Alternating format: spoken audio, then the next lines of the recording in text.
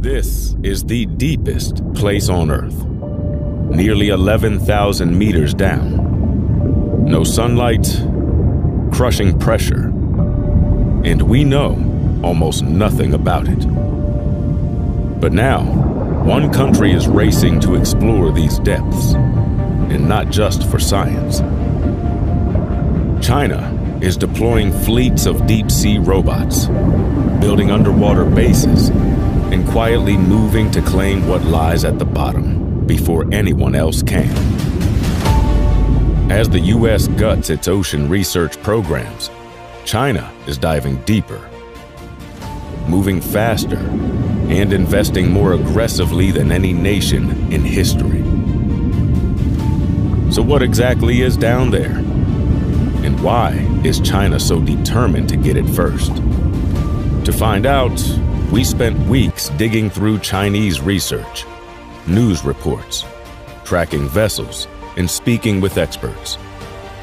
What we found points to a much bigger story, and almost nobody is talking about it. Before we can grasp the full scale of what's happening, we need to pull back and understand where we are. This is the Mariana Trench, a massive underwater canyon in the Western Pacific, just east of the Philippines.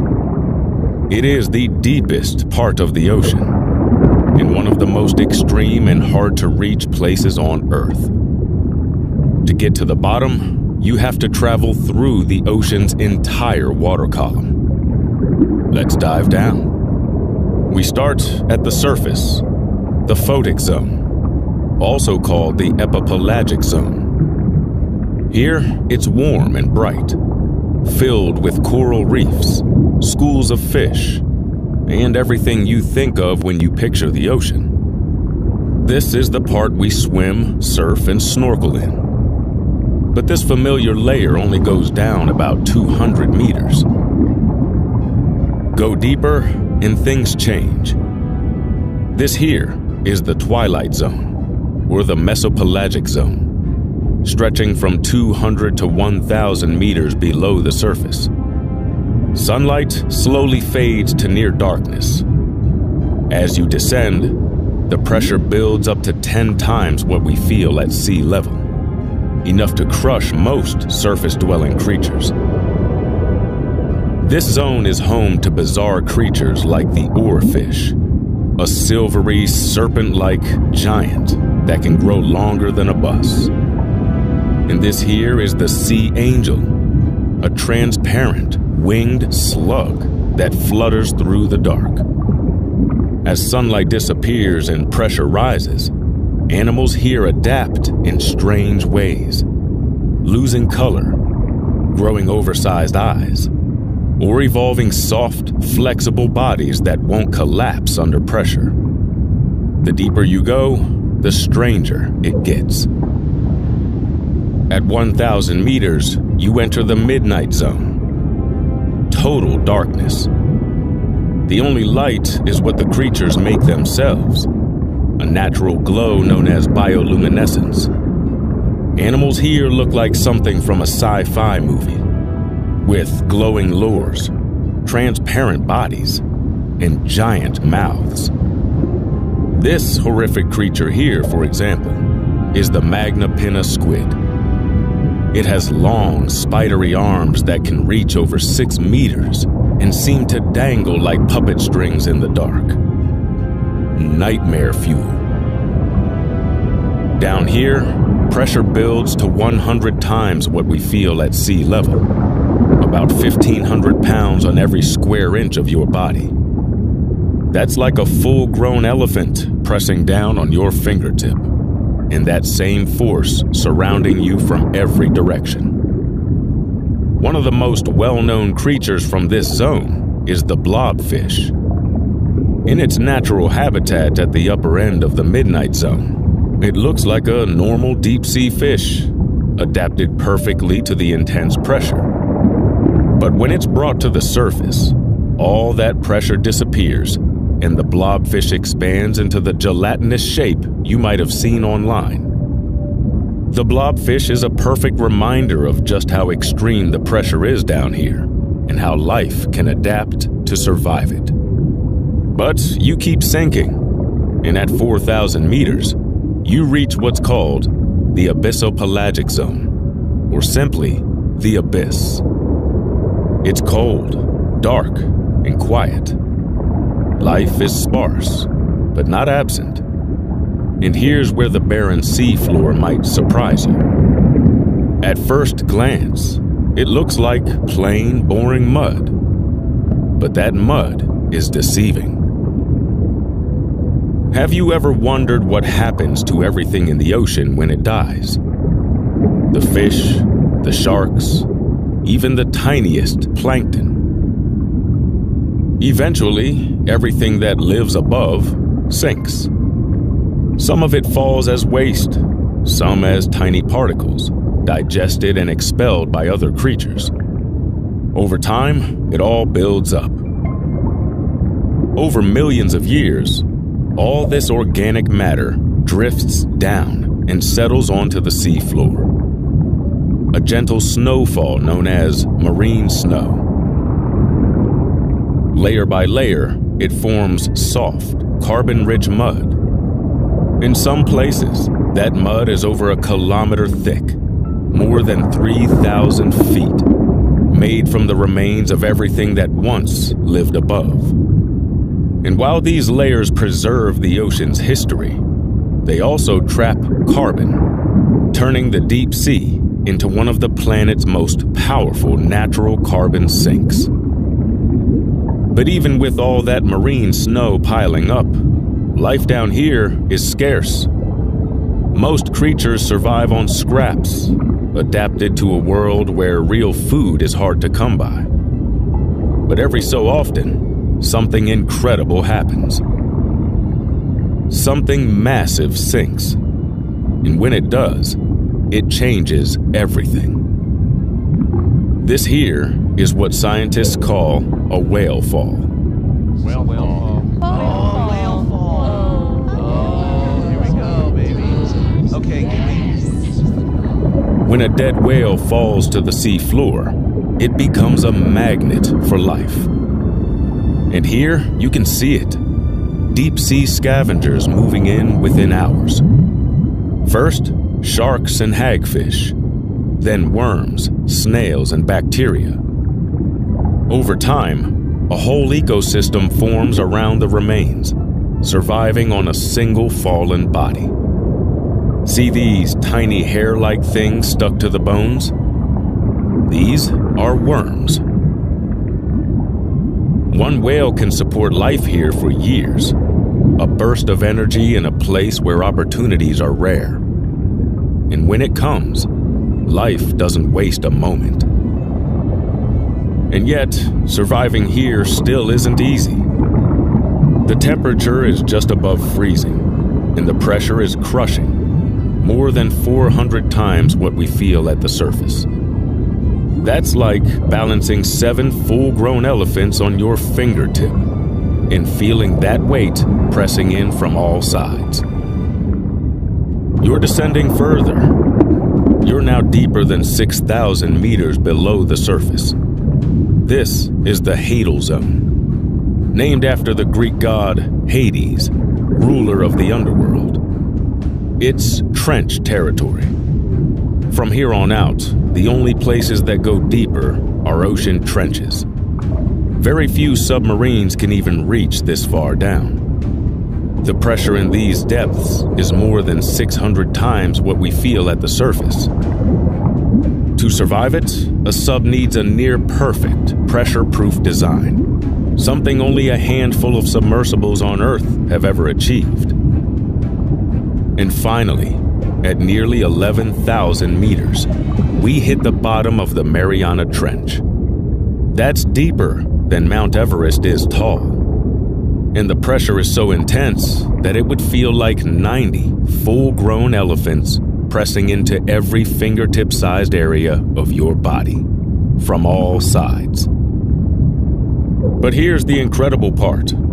Life still exists. Some of it in strange forms, like giant, single-celled organisms called xenophytophores that filter food from the seafloor. They thrive under pressure that would crush most life. Tiny, pale shrimp creep silently across the mud. Life here is rare, but it's perfectly adapted to the extreme. So what else could be in these trenches? We know life survives, but there's still so much more we haven't seen. Let's stay at the bottom of the Mariana Trench for a moment. This underwater canyon stretches more than 2,500 kilometers across the Pacific, about the distance from New York to Denver. But not every part of it is the same depth. Because near the western end, there's a point that plunges even deeper. A pit within the trench. If the Mariana Trench is the deepest part of the ocean, then what's the deepest part of the trench? That's where we find Challenger Deep, the most extreme depth on Earth's sea floor. It doesn't go any deeper than this. It was first reached in 1960. A Swiss engineer, Jacques Piccard, and U.S. Navy Lieutenant Don Walsh made the descent in a steel sphere attached to a massive float. That first dive lasted just 20 minutes. Then, over 50 years, no one followed until filmmaker James Cameron dove solo in 2012. He captured footage, gathered samples, and made it back safely. A few years later, explorer and multi-millionaire Victor Vescova built a high-tech sub called the Limiting Factor. He made multiple dives, collecting detailed data from the bottom. But each of these missions had something in common. They were rare, expensive, and mostly one-offs. That is, until China got involved. What comes next might be surprising, because China's deep-sea activity isn't just about science. It opens up a much deeper story, one that doesn't show up in headlines. To tell it properly, our team dug into research papers, satellite data, and government reports. Some of them not always easy to access securely. And that's where Surfshark VPN came in. It encrypts our connection, protects our data, and offers features like Clean Web to block trackers and ads, ensuring a safe and private browsing experience. Surfshark also allows us to access content from different regions, which is extremely useful when researching international topics. It runs seamlessly across all our devices, keeping our work uninterrupted, secure, and without leaving any digital traces. Scan the QR code on screen or click the link in the description to get 4 extra months of Surfshark and a 30-day money-back guarantee. A big thanks to Surfshark for supporting our work. Now, let's look at how China went from one deep-sea dive to something far more ambitious. In 2020, China sent a team of 3 to the bottom in a sub called Fenduze. It was their deepest dive ever. But here's what made their effort different. They didn't stop. They doubled down. Each new sub was smaller, more advanced, and designed to return again and again. By 2024, China had moved beyond crude missions. And this is what it looked like. A robot no bigger than a shoebox dropped into one of the most hostile environments on Earth. No pilot, no cable. It crawled across the sea floor under its own power and came back intact. That moment marked a shift from rare missions to something repeatable, scalable, and far more ambitious. Because if one tiny robot can do what used to take a massive sub, what happens when you build a fleet of them? By the way, if you're into this kind of deep, untold science, consider subscribing. We go where the headlines don't. Fendazé wasn't the end. It was the start of something bigger. China is developing a new generation of deep-sea robots. Small, autonomous machines that glide, crawl, or flex their way through the deep. Built for different tasks, they work together in fleets, covering more ground, more often, and at a fraction of the cost of crude subs. So what are they hoping to find? The deep sea holds more than strange creatures and extreme pressures. This here is a cold seep, a place where methane and hydrogen sulfide seep up from beneath the sea floor. It may not look like much, but these gases feed entire ecosystems. Mussels, clams, and tube worms that survive without sunlight, living off chemical energy instead. Why does this matter to China? Because cold seeps are more than strange deep-sea oases. They're natural test beds. They show how life thrives in extreme conditions. They offer models for future energy systems. And they resemble environments scientists believe exist on some of the moons of Jupiter and Saturn. To a country racing to control the deep and reach beyond Earth, places like this are priceless. Now look at this. What looks like frozen snow packed into the seabed is actually something far more unusual.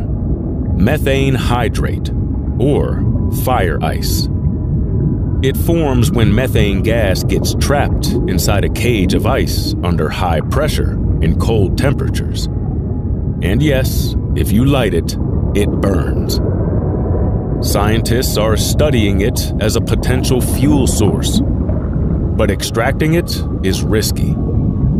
Disturb the sea floor too much, and you could trigger underwater landslides or release large amounts of methane, a powerful greenhouse gas, into the ocean and atmosphere. The fact that we're even seeing this here, at these depths, shows just how far deep-sea exploration has come. And it raises the next question. What other resources might be buried down here? See these round, lumpy rocks scattered across the seabed? You're looking at polymetallic nodules, small potato-sized rocks resting on the ocean floor. Inside, they contain valuable metals like cobalt, nickel, copper, and manganese. These metals are essential for building batteries, electric vehicles, and renewable energy systems. And this is how they're collected.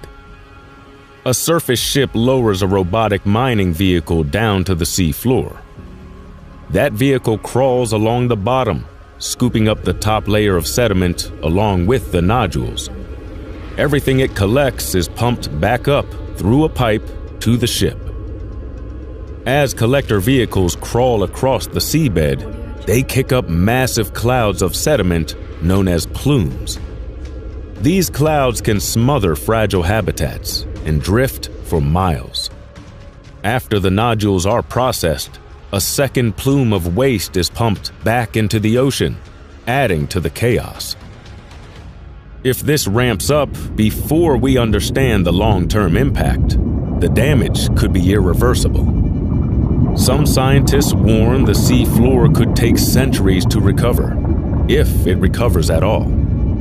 And with no clear consensus on how to manage the waste or where to put it, one thing is clear. We're charging into the deep without a full picture of the cost. Many marine biologists are deeply concerned about deep-sea mining as a whole. Those ecosystems are slow to recover and incredibly fragile.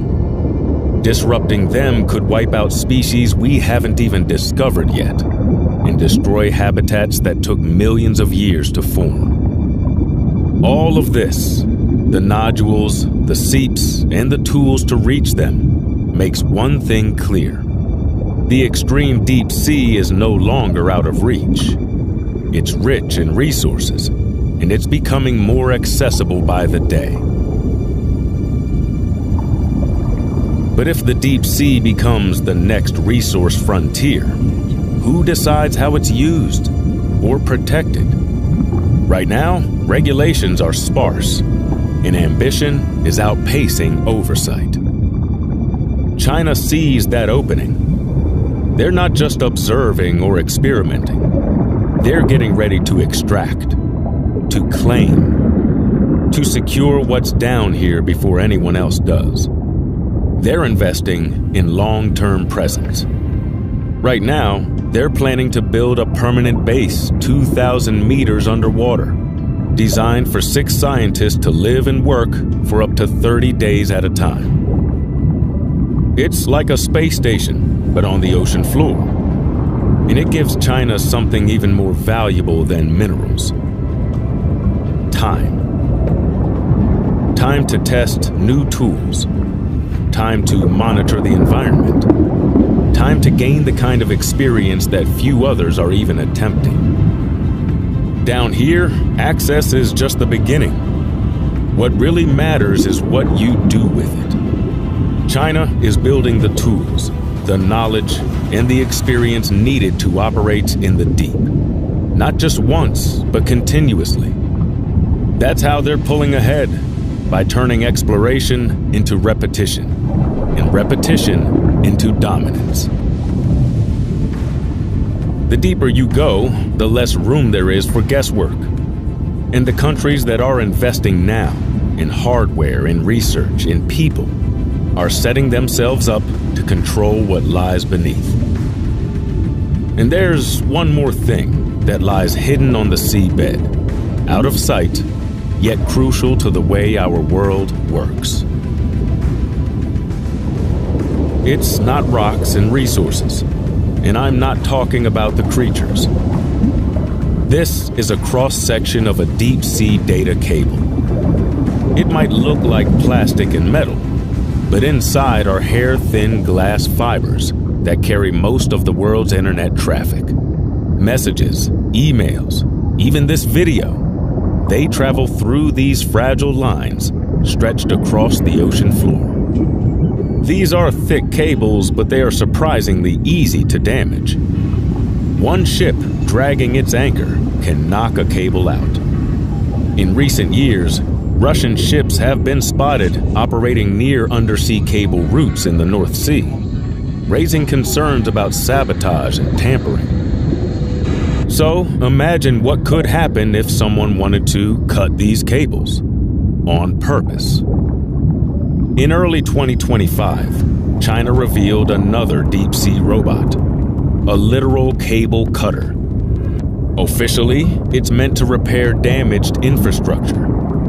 But a device like this could also be used to quietly disable cables thousands of meters below the surface, out of sight and out of reach, without anyone noticing.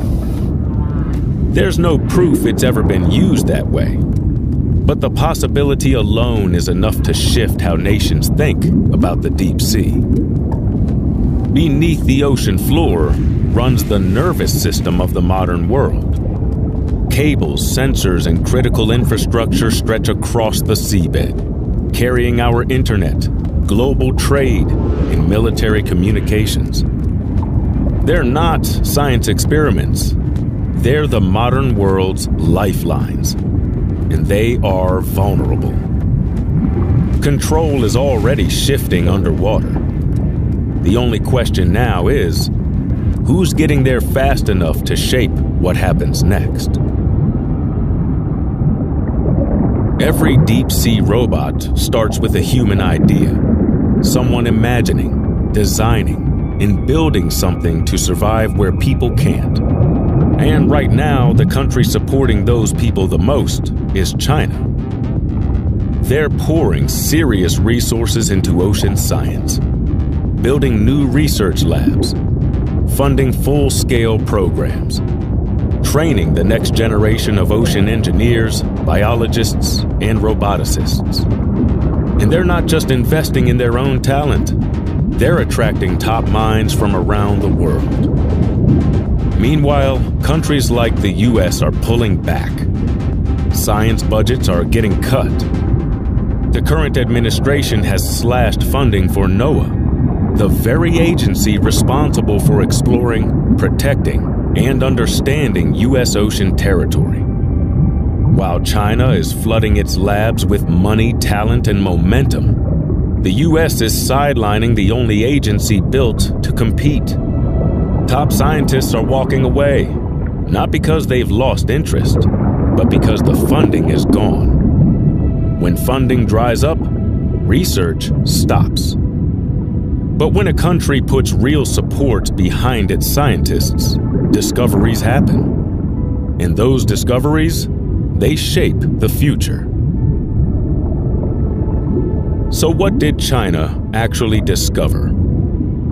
Not just life at the bottom of the ocean, but a way in, and a reason to stay.